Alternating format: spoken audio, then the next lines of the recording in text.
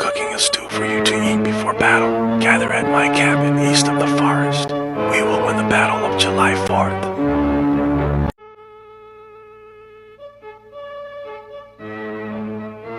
Great job, you got your first gnome. On to the next one, and soon enough we will get all the gnomes out of this land.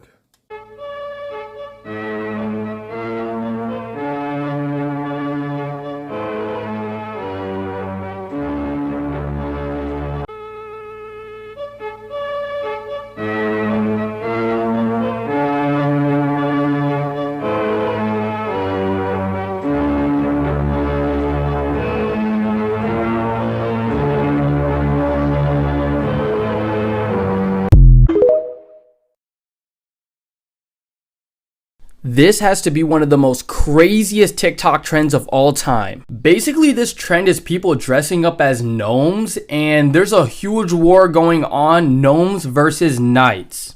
This TikTok trend was created by a TikToker by the name of Crawly. This is basically what he does. He walks around random places in a mall and dresses up as a little gnome or a wizard.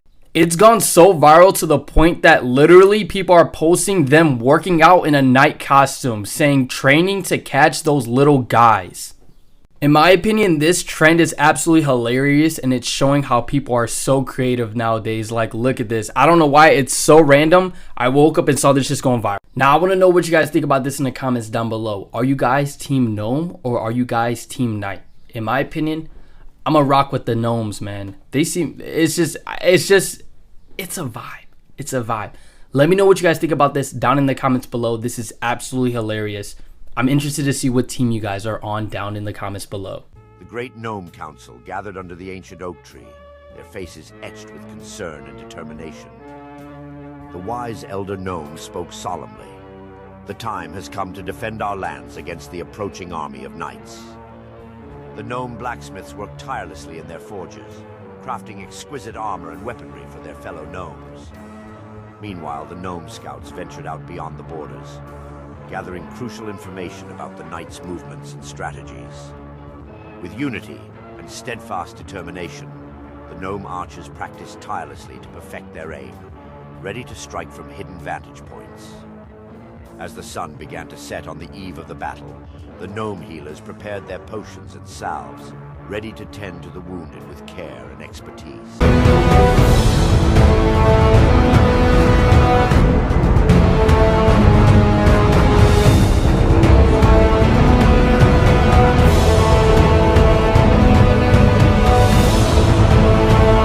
I heard knights were seeking peace with the gnomes. Such a shame. You would seek peace with those who took your brother's lives. It's good they're not here to see this. I will keep fighting for those who fell to the gnomes. Turn the light on my side. These how the lights are for you inside.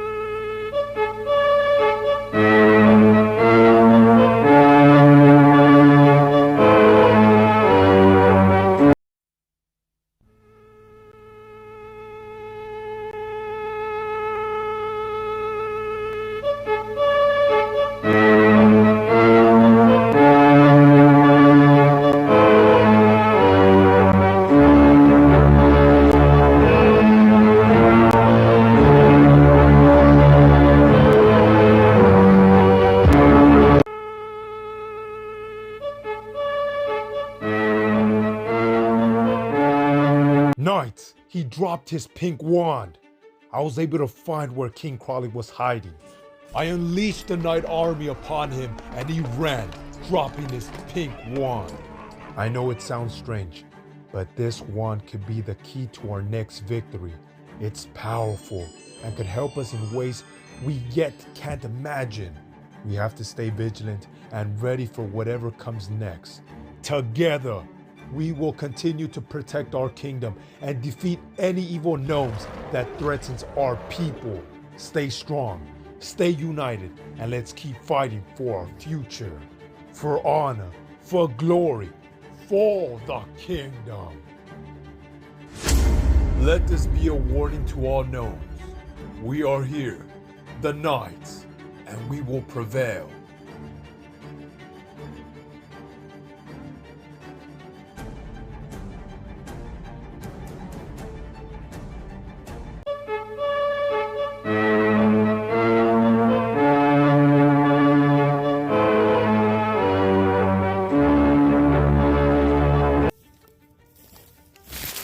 This is King Emilio, the Armored One.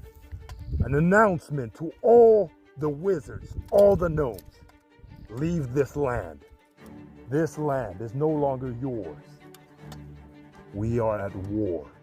And if you defy these orders, you will be taken as prisoners, thrown in the dungeon. All your gold, lands, and even your women will be taken from you. So leave now that you have a chance. We're coming for you. All the knights, kings, queens, unite with King Emilio the Armored One.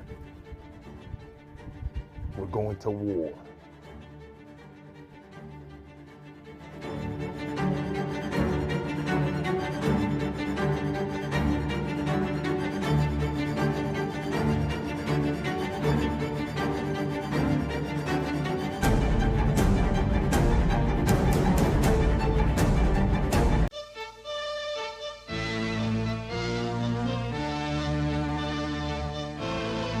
I escaped only to find the knights have burned down my home.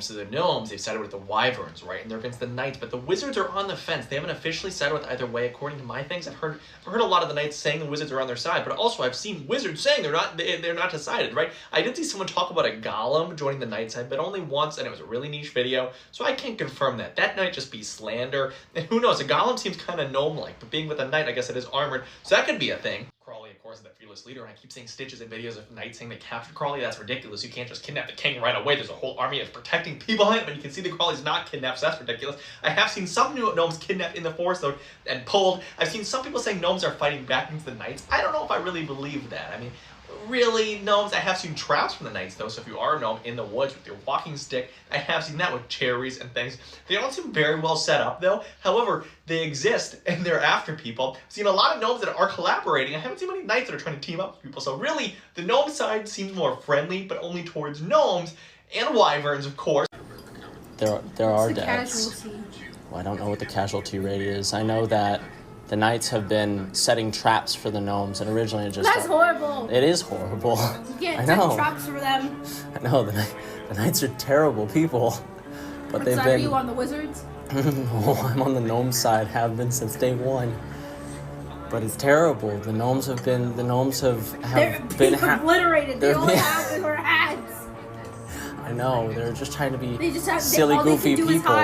All they can do is hide. But he set traps for them, then they fall into the traps and they die. That is the problem, yeah. No, who's winning? The knights, probably. Probably. As far as I know, there's been one knight casualty. I know. Yeah, I know. I know. They flooded the gnome tunnels underneath the lake. They flooded them with water? Yeah. It's pretty bad. The traps are like raspberries on leaves, but they're like almost like pitfall traps that you would see in Vietnam. Raspberries is all it takes? Well, yeah, they're gnomes. You're gonna switch sides because of it? Because the gnomes like raspberries? Raspberries on leaves? But the gnomes aren't so like dense that they get tricked by it all the time. It's a dirty fight. Well, yeah, of course it's a dirty fight. The knights aren't actually chivalrous. That's a lie. One of them was riding a motorcycle. Yeah, knight. There's a video of it. Yeah. He lives in Canada, I think. Everyone's been seeing all the gnome versus knight beef here on TikTok, so I thought I'd let all you knights know just how to identify a gnome yourself according to the rules of Dungeons & Dragons. This is a gnome, this is a dwarf, and this is a halfling. Remember, gnomes are the ones you're looking for, so let's go through the differences. While these all are smaller species, dwarves come in the tallest at 4 to 5 feet. And this may surprise you, but gnomes are actually the second tallest, coming in between 3 and 3.5 feet on average. Your typical halfling is just barely shorter at around 3 feet. It is worth noting that in a lot of canons and stories, gnomes are actually the smallest, but not in D&D. And as for where you can find them, dwarves tend to live together in larger communities in either the mountains or underground. Halfling communities are found above ground, however, a lot of the holes are found built into hills. And gnomes may tend to live in more wooded and foresty areas. It is also important to note that while hunting for gnomes, be careful, because out of these 3 species, gnomes have the highest affinity towards magic. It is much more likely to come across a gnome spellcaster than a dwarf or halfling. Happy hunting, knights.